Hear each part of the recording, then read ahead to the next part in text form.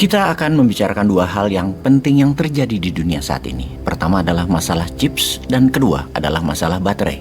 Apakah Anda dalam beberapa bulan ini sedang membeli mobil baru? Dan jangan heran kalau jawabannya adalah inden dulu karena tidak ready stock.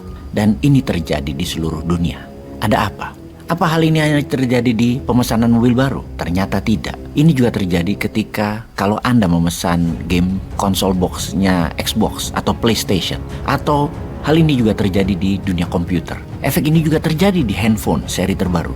Ketersediaan sedikit yang mengakibatkan juga naiknya harga barang tersebut. Jadi ada keterbatasan di berbagai macam industri saat ini. Otomobil, smartphone, gaming konsol, smartwatch, gadget, peralatan medis, dan banyak lagi, di mana semua ini ada sambungannya, yaitu keterbatasan microchips semiconductor. Dalam dunia otomotif, Toyota sebagai perusahaan terbesar di dunia memotong produksi di tahun 2022 dan di tahun 2023 hingga 20%. Dan angka itu sangat besar karena keterlambatan mendapatkan chips. Bukan hanya Toyota, Nissan, Mitsubishi, semua manufaktur Jepang punya masalah sama saat ini. Honda bahkan memotong produksi sampai 40% karena masalah chips. Apakah masalah ini juga terjadi di Jepang saja? Ternyata semua produsen mobil otomotif dunia mengalami. Hingga CEO Volkswagen mengatakan masalah chips ini bisa sampai akhir 2023 bagi dunia otomotif. Akibat keterbatasan chip, Ford Motor mendapatkan kerugian $3 billion di tahun 2022 kemarin ini. Keterbatasan chips bukan karena permintaan menurun, namun sebaliknya karena permintaan naik dan dunia kekurangan produsen chips. Efek tahun 2020, pandemi membuat semua manusia berada di rumah dan memerlukan gadget. Industri gadget lah yang menyedot 80% chips dunia. Dan ketika dunia berjalan seperti sekarang, berjalan normal, industri otomotif yang paling kekurangan chips. Karena ordernya sudah diambil industri gadget. Selain itu, hanya 5 negara ini saja yang menghasilkan 95% chips dunia, yaitu Tiongkok, Taiwan, Amerika, Jepang, dan Korea Selatan. Kalau ditajamkan lagi, Taiwan menghasilkan 50%-nya chips dunia. Kalau nanti Tiongkok ambil Taiwan, maka 70% microchip semiconductor berada di bawah mereka. Ekonomi dunia saat ini sedang mengkalkulasi efek negatif keterbatasan chips ini dengan industri otomotif misalnya, yang mana 3% global economic output adalah kontribusi industri otomotif. Terlihat kecil ya, namun beberapa negara bergantung pada industri otomotif sangat besar. Misalnya negara Ceko bergantung pada dunia otomotif karena GDP-nya 90% didapat dari dunia otomotif. Negara Slovakia GDP-nya 13% bergantung pada dunia otomotif, di mana 40% ekspor mereka adalah part dari otomotif.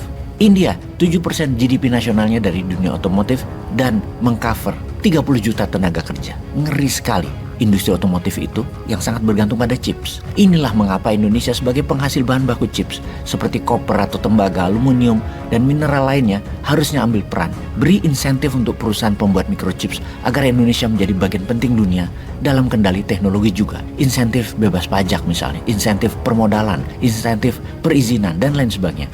Demi membuat Indonesia menjadi kurang lebih lah mendapatkan 20% industri chips dunia. Amerika memberi insentif tahun 2023 sejumlah $50 billion. India memberi insentif $20 billion untuk membangun lembaga riset dan produsen microchips, bagian dari National Semiconductor Technology Center. Juga untuk baterai, Tiongkok, Amerika, dan India berebut memberi insentif negaranya kepada pemain baterai ini, baik manufaktur maupun mereka menciptakan komposisi baru.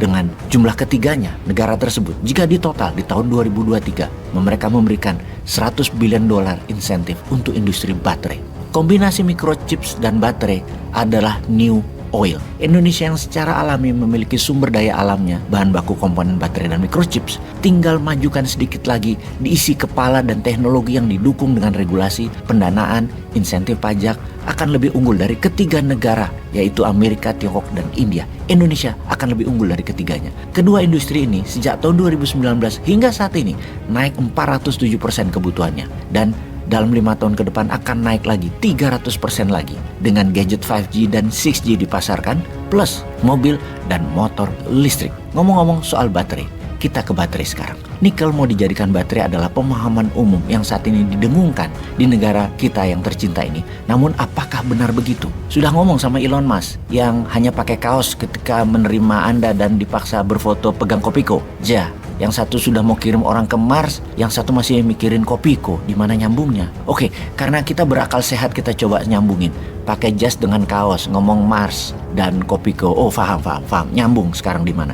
Kira-kira yang dipikirin adalah Mars itu coklat bar. Coklat merek Mars. Walah, sampai di perut doang mikirnya. Oke, kita paham sekarang. Kita lanjut. Pemakaian baterai mobil ini saat ini terbanyak adalah unsur nikelnya. Namun baterai mobilnya berat dan mulai digeser ke komposisi lain. Nikel, lithium, kobalt selama ini digunakan menghadapi dua masalah besar. Pertama, harga nikel yang terus naik. Kedua, kobaltnya bermasalah karena membunuh 2.000 anak usia 6-12 tahun per tahunnya di Kongo untuk mengambil kobalt di kedalaman 10 meter lubang kecil yang tak cukup oksigen itu. Maka baterai nikel lithium kobalt dikatakan sebagai baterai berdarah atau blood battery. Aktivis lingkungan tidak mendukung mobil EV atau electronic vehicle energi terbarukan tersebut yang berbasis kobalt sebagai solusi lingkungan. Ini dianggap bullshit. Yang berikutnya tidak ada hubungannya dengan lingkungan, namun terhadap profit. Pebisnis harus taat pada profit.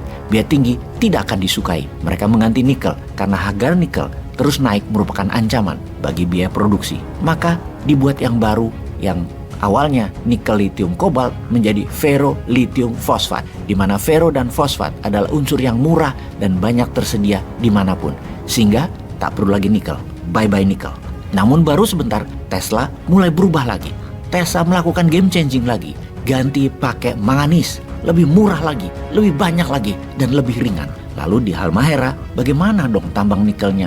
Kalau katanya Tesla akan buat pabrik di Jawa Tengah, karena untuk apa Tesla bangun di Jawa Tengah? Karena nikel. Kan gak pakai nikel lagi ke depannya. Halmahera yang sudah kesedot 500 triliun ditinggalkan begitu saja, jadi daerah tandus dong nantinya.